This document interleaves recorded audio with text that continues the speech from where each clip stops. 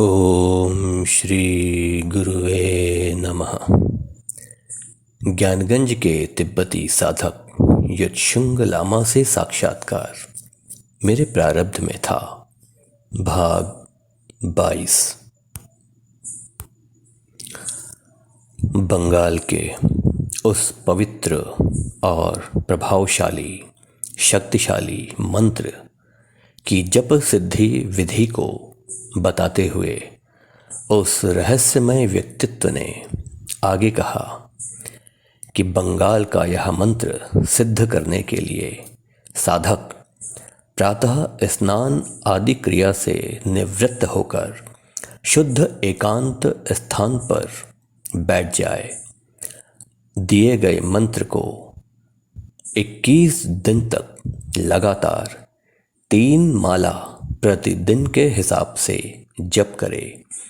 यह बात ध्यान रहे कि जप के समय अगरबत्ती अथवा धूप निरंतर जलती रहनी चाहिए।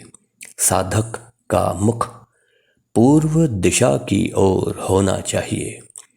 21 दिनों के साधना काल में पूरे संयम, पवित्रता एवं आस्था के साथ रहना चाहिए। जप के समय सामने महाकाली का चित्र अथवा श्री हनुमान जी का चित्र होना चाहिए एवं प्रतिदिन साधक उसकी पूजा अर्चना करे व ध्यान बराबर महाकाली के अथवा श्री बजरंगबली के चरणों में केंद्रित रखे। जब वह जप पूरा हो जाए तो कपूर जलाकर उसकी काजल बनाए और काजल को डिब्बी में भरकर महाकाली को स्पर्श कराएं और प्रार्थना करते हुए अपने पास रख लें। जप समाप्त होने के बाद साधक को दशमांश हवन करना चाहिए एवं इसके बाद ब्राह्मणों व कुंवारी कन्याओं को भोजन कराना इस विधि का आवश्यक भाग है।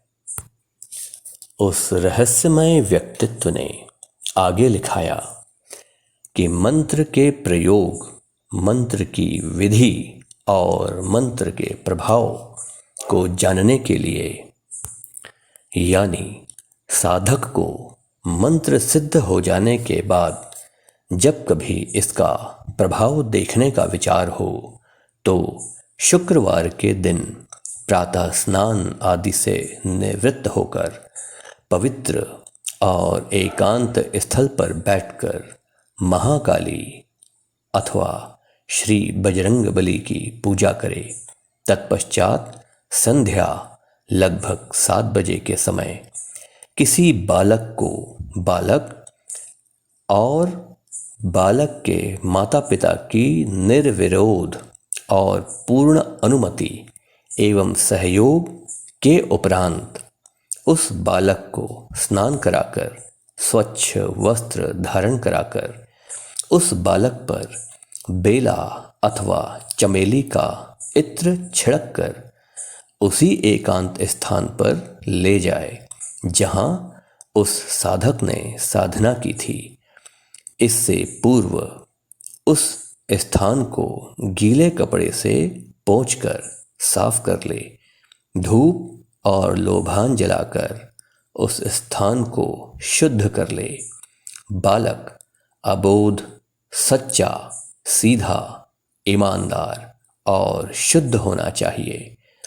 साधक को यह भी ध्यान रखना होगा कि बालक की प्रकृति सात्विक हो, यानी बालक अत्यधिक शरारती या अत्यंत चपल स्वभाव का ना हो, क्योंकि इस प्रयोग में ऐसी प्रवृत्ति का बालक सफल नहीं हो पाता।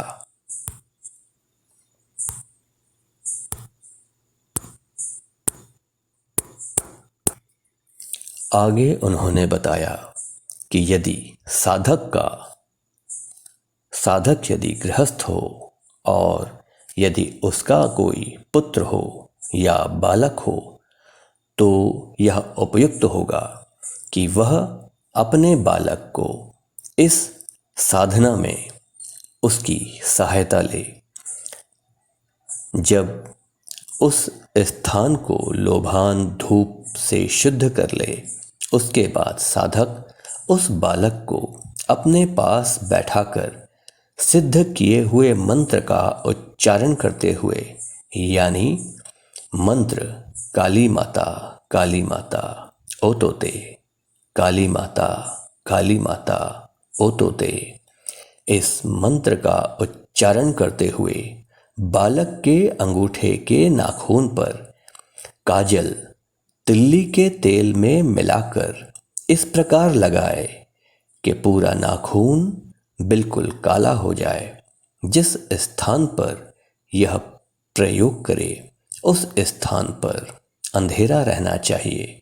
साधक उस बालक को काजल वाले नाखून में ध्यान से देखने के लिए कहे, अर्थात उस बालक को पहले से ही यह समझा दिया जाए कि वह कुछ और न सोचकर ध्यानपूर्वक बिना नजर हटाए अपने अंगूठे को एकटक देखता रहे, और जब कुछ देर बाद उसे अपने अंगूठे पर कुछ भी दिखाई पड़े तो वह सामने अपने साधक को वह बताए कि उसे उस अंगूठे में क्या दिख रहा है, लेकिन निगाह अंगूठे पर ही लगातार जमी रहे।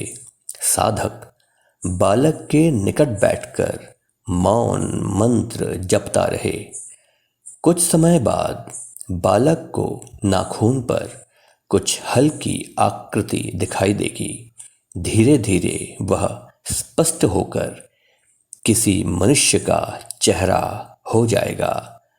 जब बालक बताए कि मैं आदमी देख रहा हूँ, तब समझ लेना चाहिए कि मंत्र सफलतापूर्वक सिद्ध हुआ है। इसके आगे की प्रक्रिया अगले अध्याय में बताई जाएगी। ओम श्री गुरुवे नमः।